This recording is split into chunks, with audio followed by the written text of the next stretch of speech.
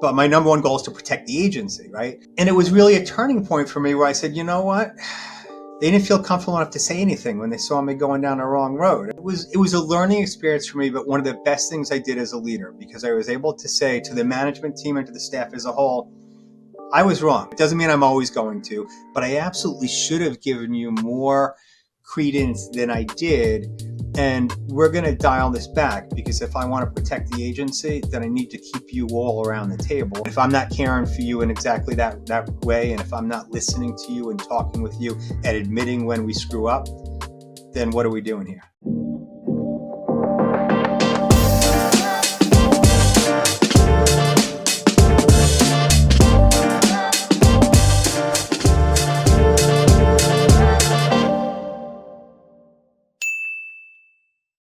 All right, guys, welcome back to a brand new episode of the Hart Hustle Podcast. Now, today's an incredibly important episode because I'm sitting across this digital table with another amazing leader who we're going to learn about their heart and hustle. Now, today I'm sitting across this table from the president and CEO of Family and Children's Association, an organization who recently celebrated 140 years in serving their community, serving about 35,000 people annually, with the clients ranging in age from 2 to 102 years old. Jeff, thank you so much for coming to the show, sir. Really excited for you to be here. Keenan, I'm excited too. This is going to be a great conversation. I appreciate you having me. You know, from the intro, you heard that FCA is 140 years old. I haven't been there that entire time, although sometimes it feels like it and I look like it. But it's really an honor and privilege to be able to run this great organization and to be able to spend some time with you today. You know, it's really important for us not only to recognize the amazing work that you do in serving families and individuals in your community for 140 plus years, but this is really about your heart and hustle. Part of the show is really understanding what drives these amazing leaders, founders, CEOs to do the work that they do here today. So right off the rip, I'm going to ask you a simple question. Who were you as a child, Jeffrey? How did you kind of get about? What are things that got you excited? And how do you think it tied into you doing this work that you're doing here today? Yeah. So, you know, I will say generally, anytime you ask people in health and human services how they got into this work, you know, they talk about I'm a people person. I just like working with folks, and their voices kind of trail off. My theory is you don't wind up in this work by accident. You're not going to make a lot of money. You're not going to become famous. And so you come to this work for, I think, one of three very specific reasons. And then I'll talk about why. I'm not dodging the question. I'll talk about how I got to this work. One is you needed help as a kid and you got it. You needed help as a kid and you didn't get it. Or you didn't need help and you have a therefore, but the grace of God go I mentality. And you just want to make a difference for people around you that might be less fortunate. You know, my family growing up had its fair share of struggles. It was a home that had CPS involvement. My mom struggled with chronic alcoholism, you know, a whole wide range of things. And so I think for me, you know, I could have used some of that help, but it existed. That was a time and place where you just didn't ask for help. Like what happened behind closed doors stayed within families. And in some families, that's still the case. But I looked around and saw, well, there's a lot of stuff that could be a heck of a lot better in our community. Two of my first jobs out of college, one was in domestic violence and sex crimes. And there I saw a huge amount of pain and suffering and a huge amount of work to be done. And I was very quickly recruited by an AIDS organization to do the political components of HIV organizing. And that was in the late 1980s. And before I could do the political stuff, I needed to get kind of hands-on. And so I ran support groups for people who were newly diagnosed with the virus. And I'll tell you, it was eye-opening for me as like a 20-something-year-old kid to watch an entire generation of young gay men dying of a disease. It took President Reagan 60,000 AIDS deaths before he ever said the word AIDS in public. And I'm like, well, wait a minute. Bias, stigma, oppression, discrimination, you know, is holding back public health and putting an entire generation of young men at risk. And so, you know, and maybe just wide-eyed and idealistic, where I looked around and I said, this is just wrong. Like somebody needs to say something. Even if you're not part of the affected group, you have an obligation to stand up and say, hold up, this is wrong. And, you know, that kind of just set me on a path of working on behalf of social justice causes and those types of things. I will say, you know, for as much as I may have given over the course of the past 30 or 35 years, I feel like I've gotten so much back. There's days, and I always hesitate to say this to my board of directors, but I'm like, I can't believe I get paid for doing this. Like, this just feels good at the end of the day. And, I think for all of us, the ability, it's really an honor or privilege to be able to lay your head on the pillow at night and say, I made a difference in somebody's life.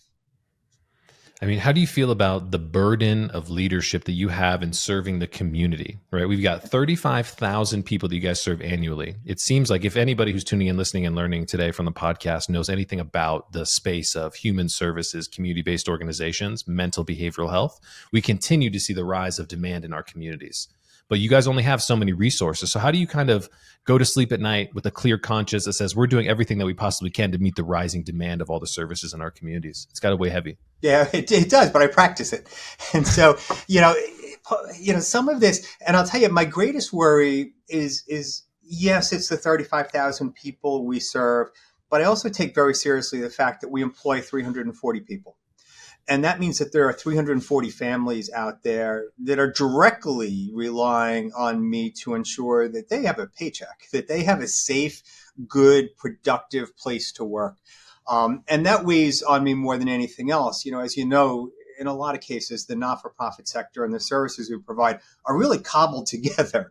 I'm like a business where, you could kill it in a quarter and still not get the funding you need in order to do the job or to meet the demands. And so you practice it over time. I always, look at this and say, look, this is not, a day-to-day fight. This is a year-to-year, generation-to-generation kind of fight, and that it's a marathon. It's not really a sprint, and it's really easy to burn yourself out.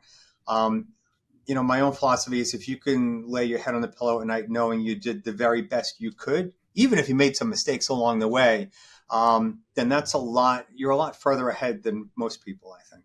I mean, and I think at the end of the day, we need more great leaders who are going to show up and advocate for the people who are serving others, more so today than ever. When we talk about burnout and things like that, incredibly high rates of burnout, CEO burnout in nonprofit positions is incredibly tough. But you mentioned something that was really important to kind of double click on.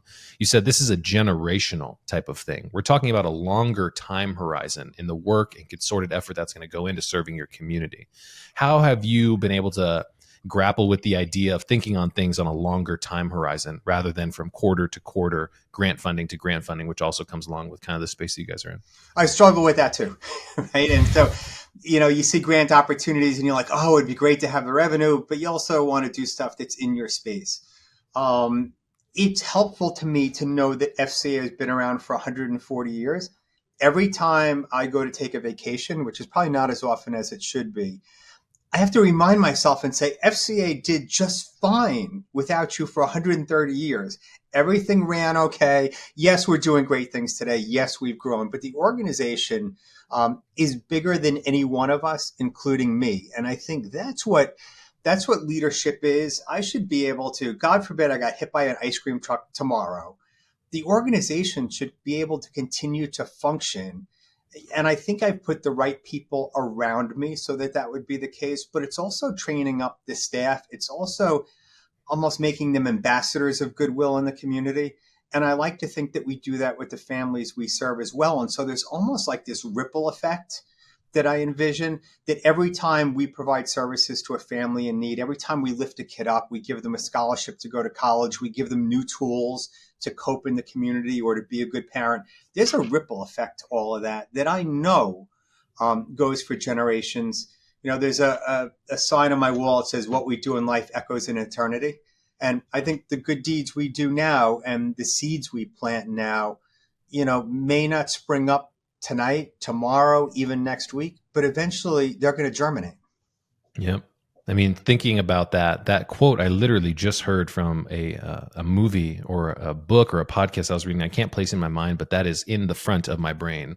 What we do in life echoes for eternity, which is so important. When's the first time you actually came across that? And why does that hold so much, I would say, substantial nature that you would actually post it in your wall or in your office? It was like 10 years ago, and I have a poster, and it's like a Banksy type image of a guy kind of painting graffiti on a wall.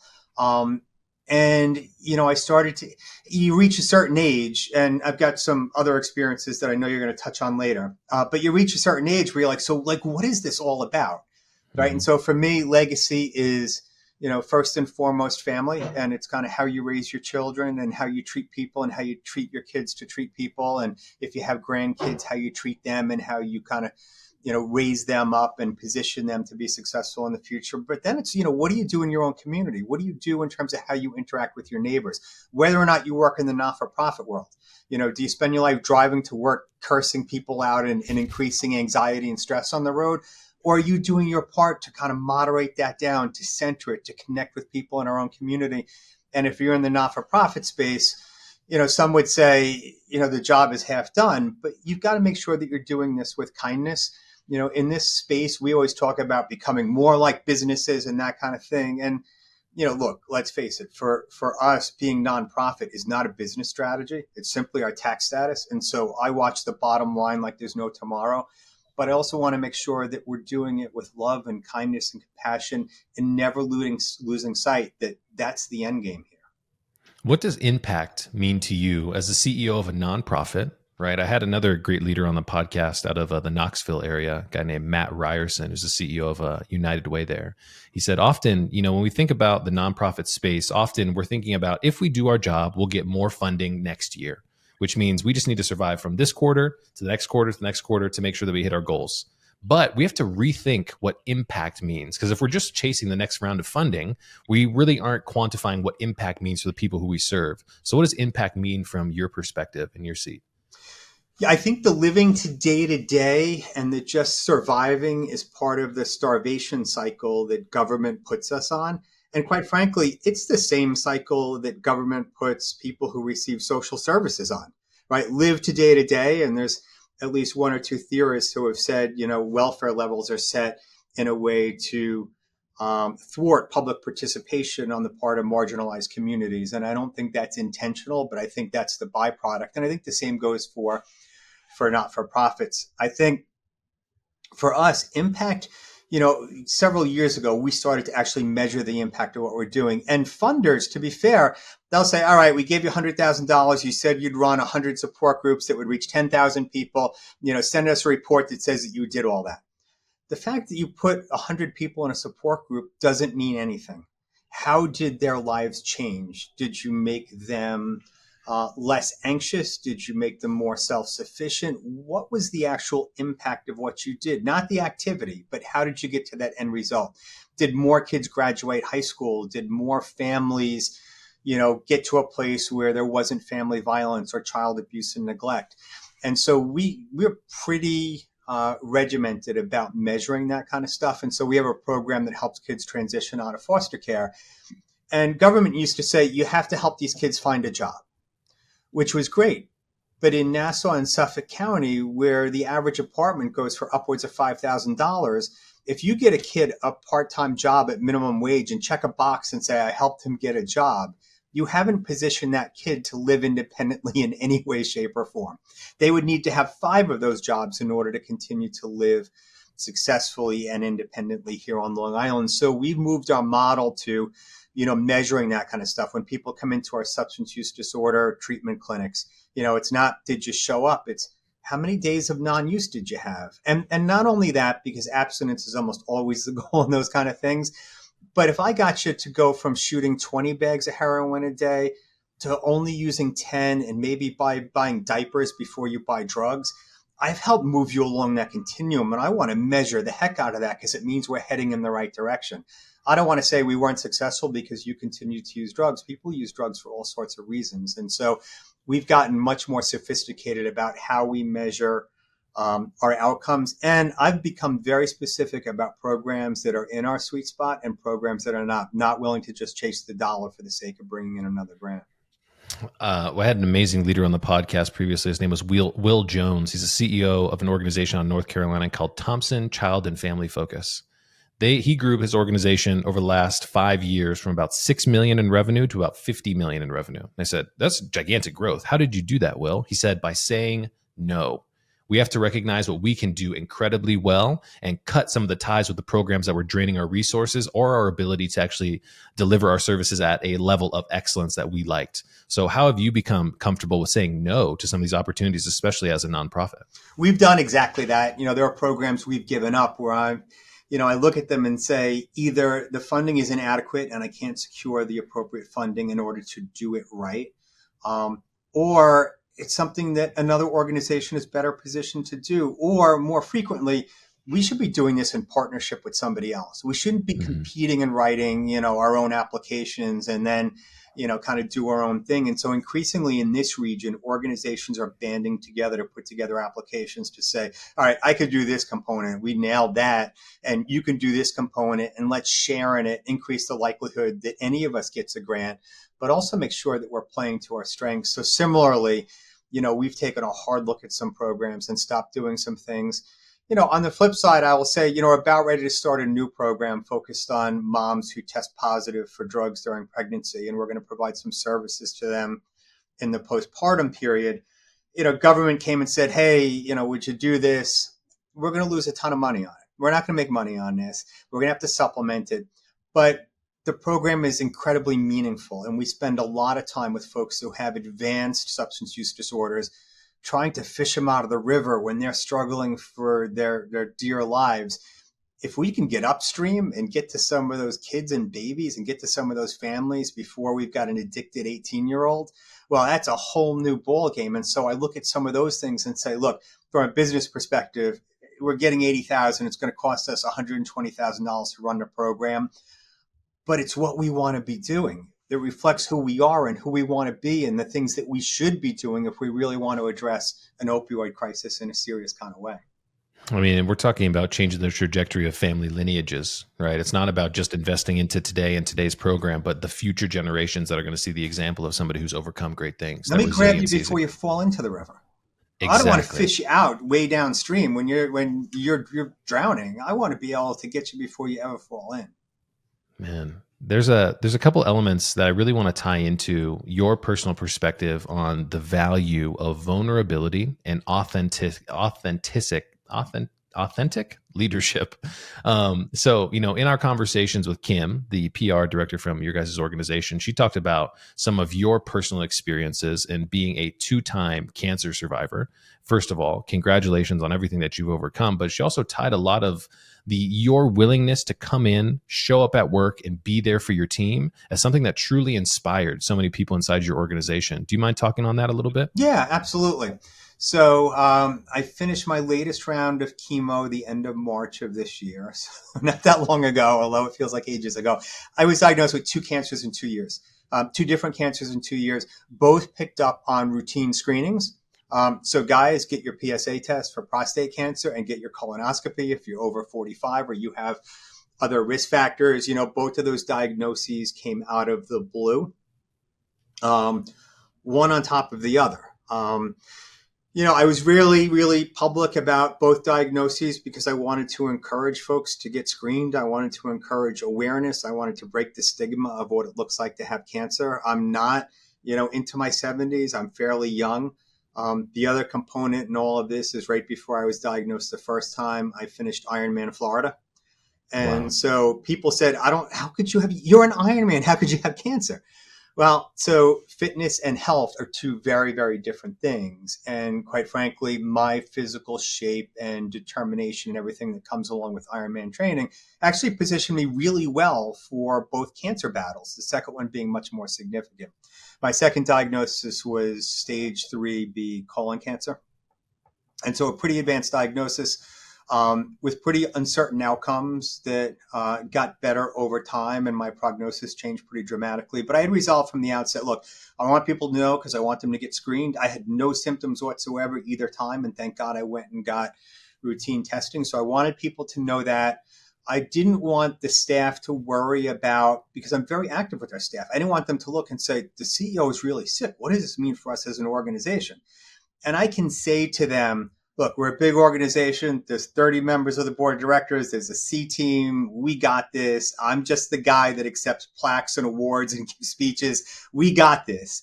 But I also wanted them to know that, look, sometimes even CEOs struggle. And I'm going to show up here, and I'm not going to camp out in a hospital bed. I'm not going to, stay home. I'm going to traipse in here and do this. And honestly, it helped me to do that. On the mornings when I came in a little bit later, I had time in the morning to think and be nauseous. I thought and got nauseous. Whereas if I was here being productive, I'm like, no, I can do this. I need to do this for me. I need to do this for the staff. I was very open about the challenges. And in doing that, I've had, since I got here, a real emphasis on transparency. People need to know what's going on. There are some things I'll protect them from, but I'm very candid with the staff. I try to be very supportive with the staff. If I have to deliver bad news or things they're not going to like, you're not going to like this, but this is the way it is. And I will always give you the truth. You may not like it. You might disagree, but I'm always going to tell you the truth.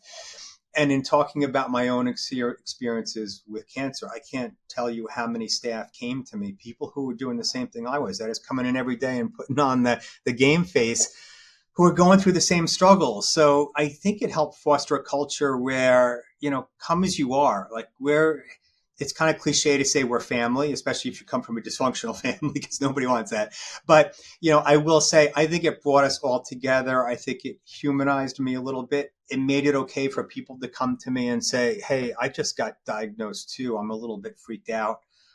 Or I'm afraid to get a colonoscopy, and then they get a lecture and tell them it's nothing compared to what you go through if you wind up with a diagnosis. But I felt like I should share it. I felt like not that there was meaning in the diagnosis, but I had an obligation to share those life experiences. And quite frankly, if I spent half my life trying to help people and get them to open up to me, and then the second half keeping secrets about my own condition, it didn't feel fair. And I think anytime somebody comes and asks us or me for help, there's a level of trust there, right? That's a sacred bond. If somebody comes to you and tells you their deepest, darkest secrets, whether it's child abuse, whether it's a substance use disorder, a mental health condition, they're trusting you and you're creating a bond. The least I could do is be open and share that back with folks.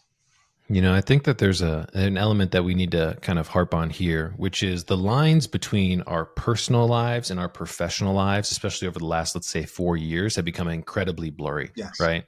We expect to be seen, validated, and heard in our work environments. And when our leaders show up with authenticity, they show up being vulnerable and showing that they are a human, it creates a sense of loyalty to the organization and leadership that I don't think is really duplicatable.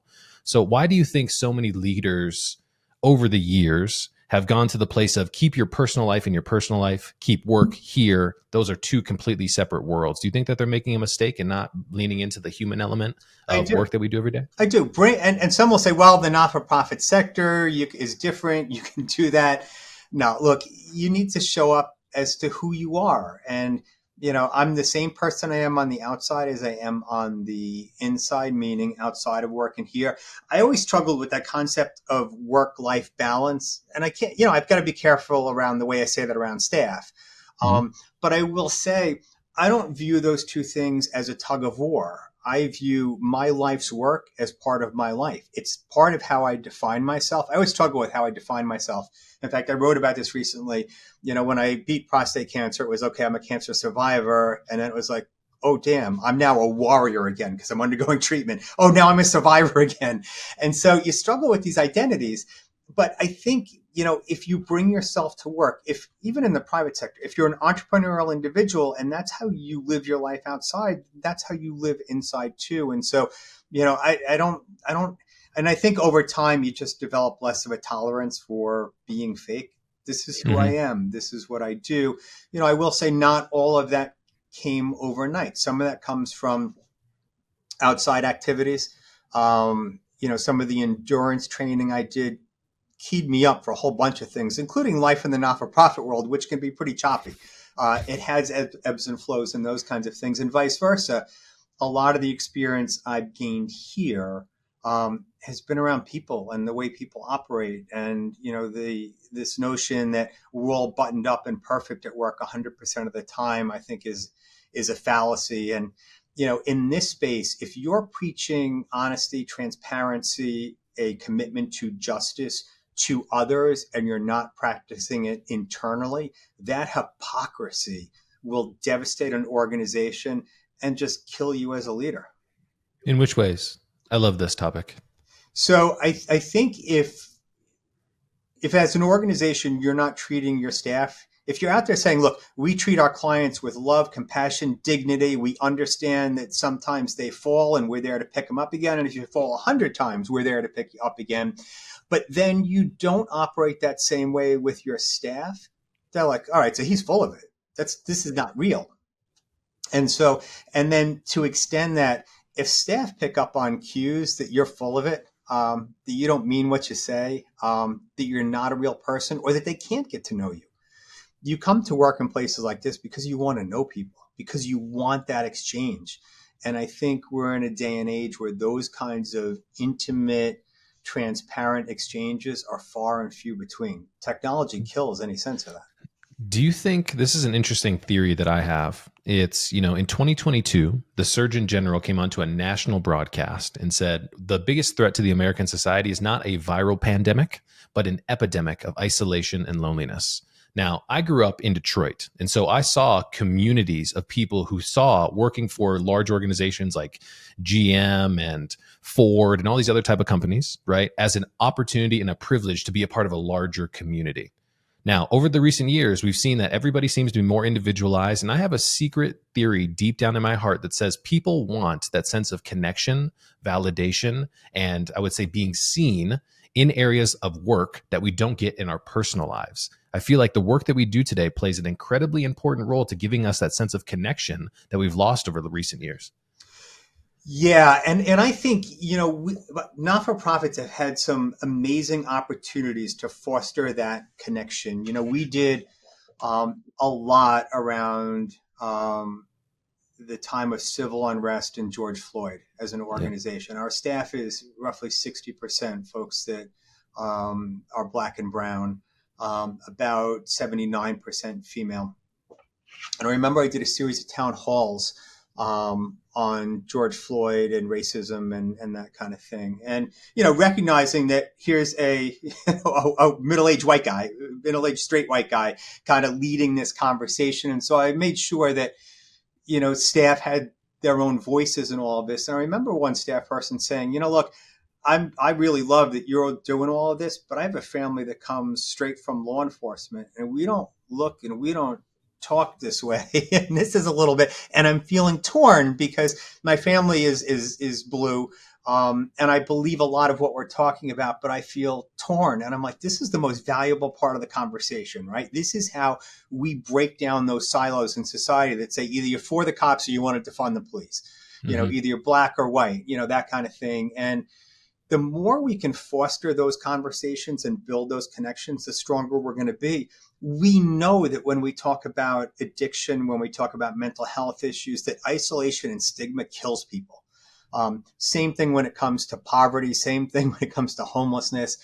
And so for us, simply being that, going beyond providing services to being that connector, that's a privilege. I will tell you, some of the most privileged conversations I've had in my life were with people newly diagnosed with HIV, facing a terminal illness and knowing that it was a matter of hours or days. It wasn't going to be weeks.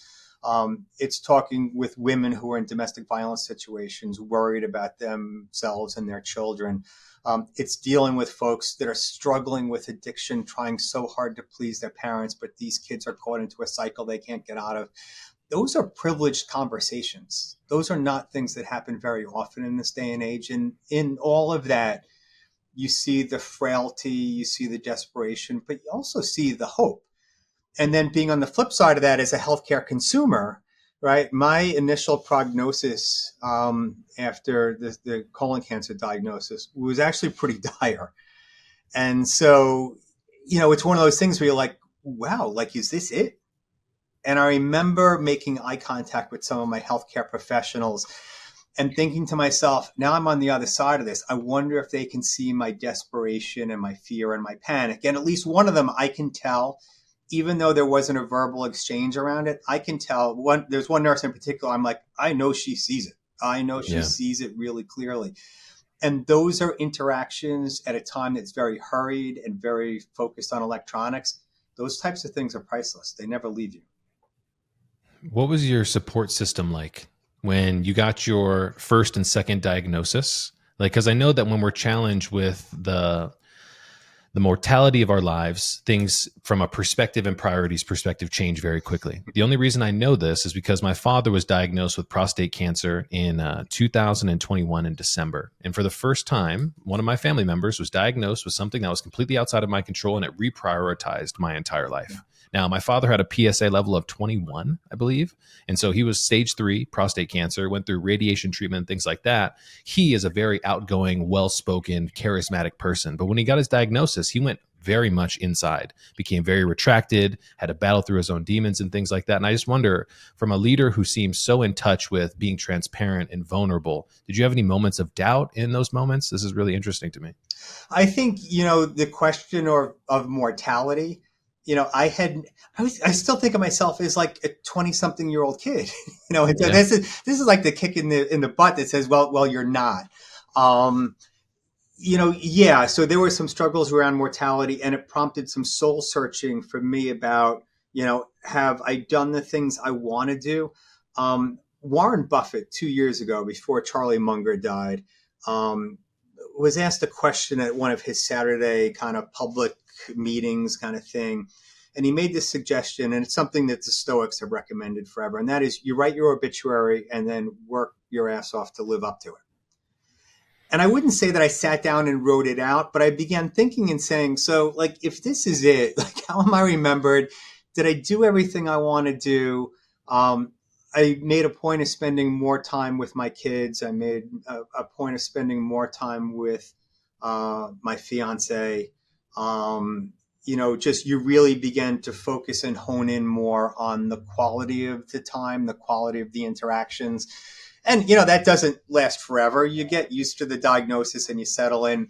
I was lucky. I had a great care team. I had a great support system. I had a partner that went with me to every single medical appointment, bar none.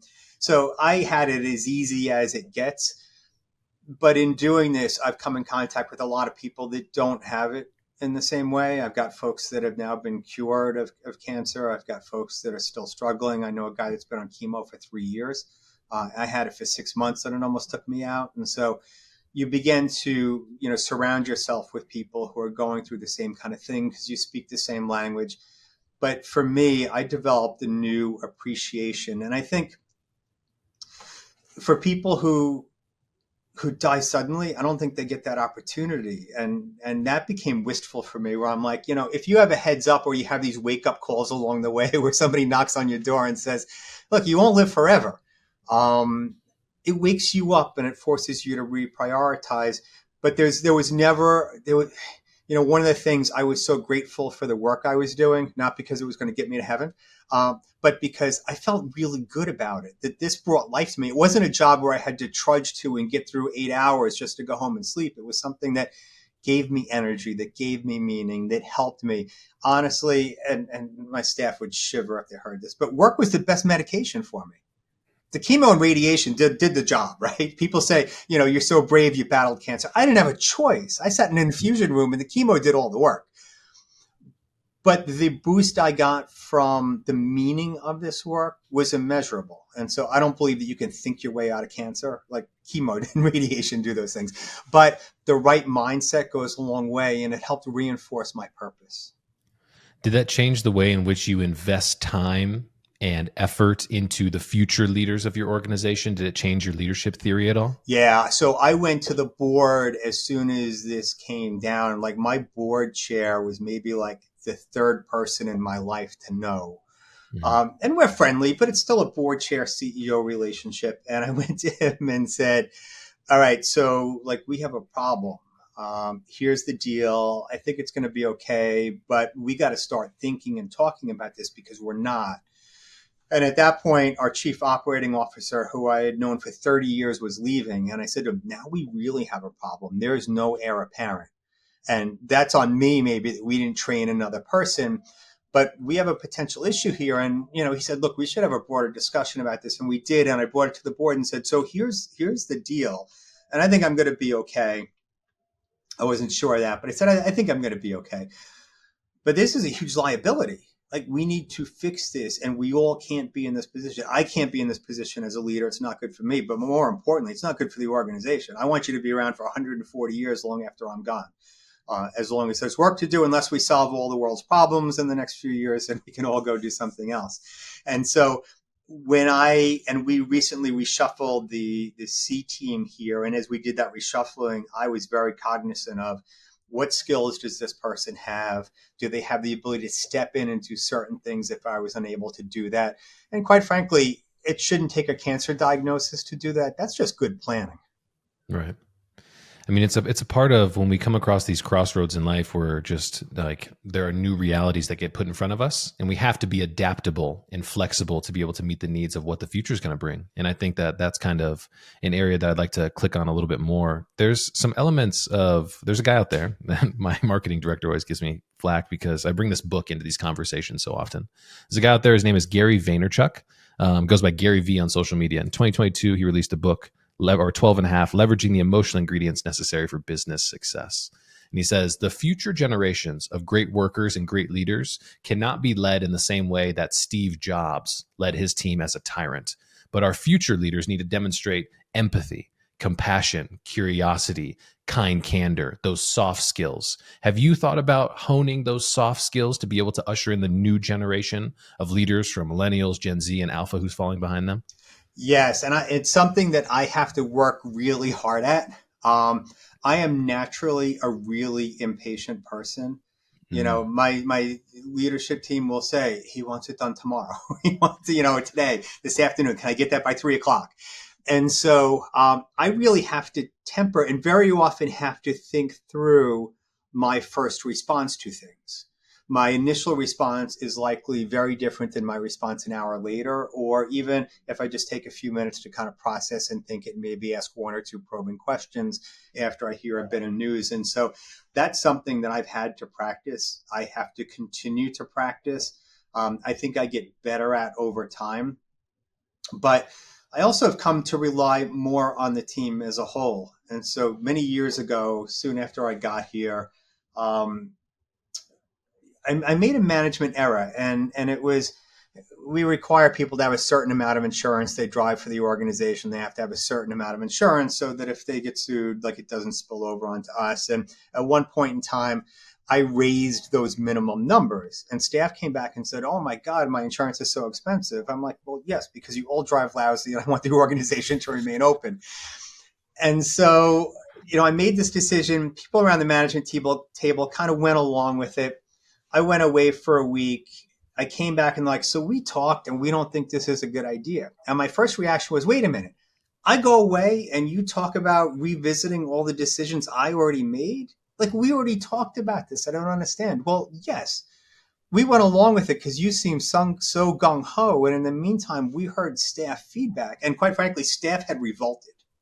Oh, wow. And they were like, "I'm on my parents' insurance. My dad isn't willing to pay this." And I'm like, "Well, then I guess you might have to find a different job," kind of thing.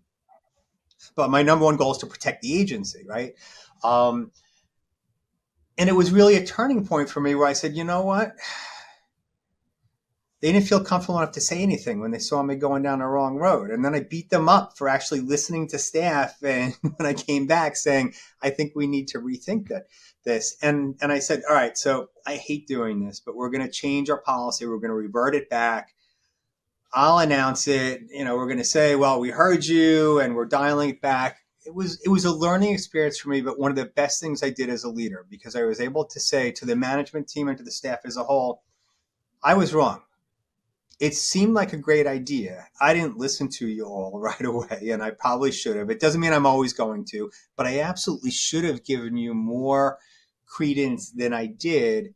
And we're going to dial this back, because if I want to protect the agency, then I need to keep you all around the table. Otherwise, I'm protecting the agency brand, but not the people. And we're not a brand. We're a group of people who have come together to change the community. And if I'm not caring for you in exactly that way, and if I'm not listening to you and talking with you and admitting when we screw up, then what are we doing here? And so, I've had a few experiences like that in my career that have kind of cut me down to size.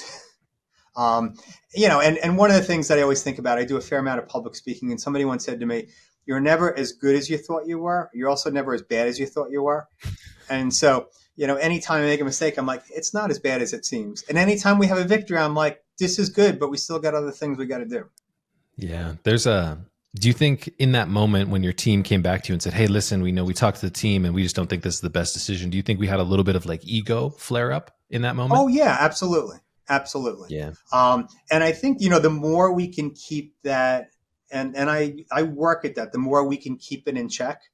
Um, you know, and I would never want, so the whole kind of, life examination thing was really focused back to, yeah, what do I want my legacy to be? But I want my legacy to be that I left an organization really strong and well positioned. And for the period of time that I was entrusted to run this organization, that I moved it forward. That if something happens to me, I go get another job, or something happens and they're like, oh, he's gone, and the organization begins to tank. That's not a success. That's a huge failure, and that the organization is bigger than any one leader. And those leaders who think that this is my baby, right? I have to be the person who controls every decision, often don't see the growth that the organization needs because we're not empowering and entrusting others to make decisions on the organization's behalf as well. Right. And look, this is different than the private sector because nobody owns a not-for-profit organization, right? 100%. We collect people's hard-earned tax money and hard-earned donations that they give to us and they entrust us with to put to good use, and they trust that we're going to do that. So none of us owns this, but we own the responsibility. Does that little bit of, I would say, insulation, if you will, that you're not the founder, owner of this nonprofit, does that give you a little bit of distance from some of the decisions and the results that maybe you guys have? It does, but there's a huge amount of ownership. Here on Long Island, people are identified strongly with organizations. And so there is that identity, there is that source of pride. But for me, there's also the sense that 130 years before, 130 years after, this is my time, my particular time where they've entrusted me to do this. And so I've got this slice in time. And when I'm done, somebody else will move in and take it over. The landscape of how we do work has changed since November of 22, right? That's when artificial intelligence and other technologies kind of were thrust into our lives through OpenAI and all those other type of companies. How are you thinking about navigating this new landscape of technology, artificial intelligence, as the leader of an organization that's been around for 140 years? This landscape is kind of new. How are you thinking about this stuff? Some of it worries me. Some of the remote work stuff has been a challenge. Yeah. I'm at a particular age where if I don't see you in the office, maybe you're not working as hard. And that's the knee-jerk reaction. That's not my well thought out reaction. And it's really been an evolution, I think, for a lot of us. But in the not-for-profit space, there's certain things that are not conducive to remote work, right? And one of the things we learned about treating kids during COVID was that the video discussions were not as fruitful as real life online discussions. We learned that Zoom was exhausting for our staff. And my first reaction was, wait a minute, you're sitting on your butt in your pajamas, right? You put a nice blouse on so people would think that you were at work. How is it so exhausting? And then, then we saw a huge body of data that said, because our senses are firing on all cylinders as we're trying to pick up on things via Zoom that we don't necessarily, that come more naturally in real life if you're sitting across from somebody, that's why people are exhausted. So it's been an adjustment along those lines. AI so far for us has been a plus. And so one of the places we use it is we have a drug testing company that we work with. It gives back toxicology screens for folks that are court mandated. And it used to be if you got a positive tox screen, you needed to sit with the client and say, look, explain to me why you tested positive. Well, I had a poppy seed bagel. Okay, so that didn't happen. I went to a concert where there was a lot of weed. Okay, so that probably didn't happen either.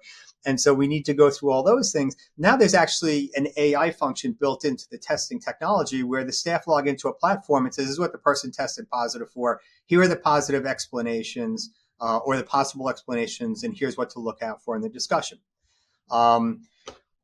There's some progress note applications. Having said that, and I'm a big technology guy, I don't think technology is the enemy.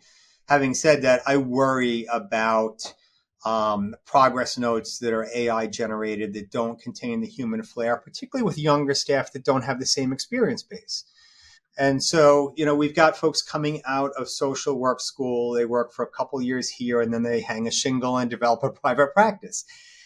It's hard to counsel, a 45-year-old single mom with two kids if you're 25 and don't have two kids and haven't raised kids. That doesn't mean you can't be a good clinician, but it means you need certain experience. And I worry that maybe some of that experience is getting lost in this day and age. But overall, I think it will ultimately be helpful. I don't love when I see job applications produced with AI and that kind of thing. But look, it's the reality. And I think it's like any other technology. If you use it correctly and you use it responsibly and ethically, then it can certainly help your work. One of the things that I think is important is we approach these types of technology through a lens of curiosity. Right. We're seeing this kind of in the early boom stages right now of it's going to be the silver bullet to change everything, when we should be thinking about it as one of the 100 golden BBs we have to shoot at these problems to have the sustainable impact that we're looking for. And I completely agree with you. I think there's a space for it, but I do worry about some of the efficiencies through clinical documentation and everything else that seems very popular today, because that flair of the human element is super important. Yeah, we can't just replace that. And look, for a lot of the problems we're dealing with in this region, whether it's healthcare disparities or addiction, illiteracy, homelessness, there's no app for that stuff. Mm-hmm. It requires connecting with individuals. It involves connecting them with services. It involves advocating at a larger level. And so, I've talked mostly about what we do individually for clients, but we have a voice in public policy. And I want to make sure that we're amplifying the voices of the people we serve and the people we work here in a way that's genuine, in a way that's assertive, that's unapologetic, and that reflects the realities. And, we used to draw a big line between staff and consumers. No such line exists anymore. Most of the folks that we're hiring, quite frankly, are fairly low income, whether they identify in that way or not. We also have prioritized hiring folks with lived experience. And so all of our recovery programs are led by people in long-term recovery. Our gun violence prevention programs are run by people who have done generally state time and had gang membership affiliations in the past. I think the people who are closest to the problems are actually closest to the solutions. And part of the reason we haven't gotten further ahead is we haven't involved those communities in the conversations about what will work. So around gun violence, we've said, pay for more cops, put them out on the street, put them in fancy cars, get license plate readers, technology, that kind of thing. When in fact, if we take some folks that have walked the road and struggled and now want to give back and maybe repair some of the communities that they have harmed in the past, they know better than anyone else. Folks 100%. In long-term recovery can look across a desk and say, I know what you're going through. I'm not a clinician. I don't have a PhD. But I've got life experience and I can meet you where you are. And I don't want to leave you there, but I can meet you where you are. And I understand because I've been there. That goes a long way. And look, I've done that in my, post-treatment cancer work with other folks too. I've said, by no means am I an oncologist, but I have an experience that maybe I can share with you. And if you take one or two things out of it that's helpful for your experience, and then you pass that along to another person, that's how we get ahead. Dr. Jeffrey Reynolds, having you on the show has been an easy understanding of why you are the definition of heart and hustle and why we want to have you on the show. I want to give you an opportunity. I'm a big baseball guy, so I want to give you your Babe Ruth moment. Call your shot. Where are we going in 2025 and 2026? What are we kind of trying to accomplish with your organization, the things you guys are doing? Yeah, look, we continue to try to solve some of our regions and probably our nation's most vexing problems, right? Poverty is a persistent issue. Healthcare inequalities are a persistent issue. I think the next few years are likely to have a lot of change associated with them, and how we navigate that change is really, really important. Folks have said, what do political changes mean for you and that kind of thing? And I've said, they don't really mean anything. It means that we continue to fight for the things we believe in. We continue to fight for the communities that we believe in. We continue to build our army of folks that are concerned about homelessness and lack of access to healthcare and untreated substance use disorders. And we march forward. My pitch, because you have a bigger audience than Long Island, would be, get involved in a local not-for-profit in your own community.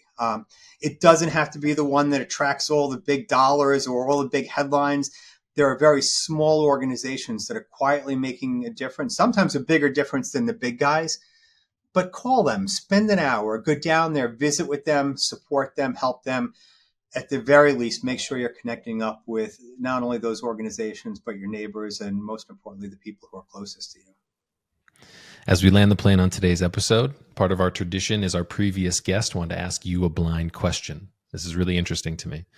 Their question was, what would your 13-year-old self think of you now? That's actually pretty easy. I debated whether or not to kind of go down this road, but I'll go down this road. I remember when I was in ninth grade, I don't know, that's about 13. I had an English teacher. His name was Mr. Sabalas. And he looked at me and he said, Reynolds, you're going to go one of two ways. Either things are going to be really good for you or really bad. And I'm just not sure which one it is. And those words never left me. I mean, how many things do you remember that somebody said to you when you were 13? And it never left me. And I don't think that I spent my life trying to prove him wrong or to kind of prove that, all right, so look, I turned out okay. But I do think it set a bar for me to say, all right, look, you got some choices here. Like, this could go either way, given your history, given your upbringing, given where you seem to be headed. This could go either way. And so I think my 13-year-old self would be like, you made the right choice. You're actually doing okay. For me, the hustle part is, it's almost never enough. I always want to do more. I'm always like, I got so many things to do. I got so much I want to accomplish. We're moving the needle on these problems, but I want to move it even faster because every person we save and every person we help is a step closer in a life that's enriched. So I think my 13-year-old self would actually be pretty proud and say, so you answered the question that was asked. Well, that's an amazing place for us to put a bow on today's episode. Once again, thank you, Dr. Jeffrey Reynolds, for coming on the show. You are the definition of heart and hustle. For everybody who's tuning in, watching, and listening, really appreciate you coming on and spending some time with us. Thanks so much for having me on. It's been a pleasure.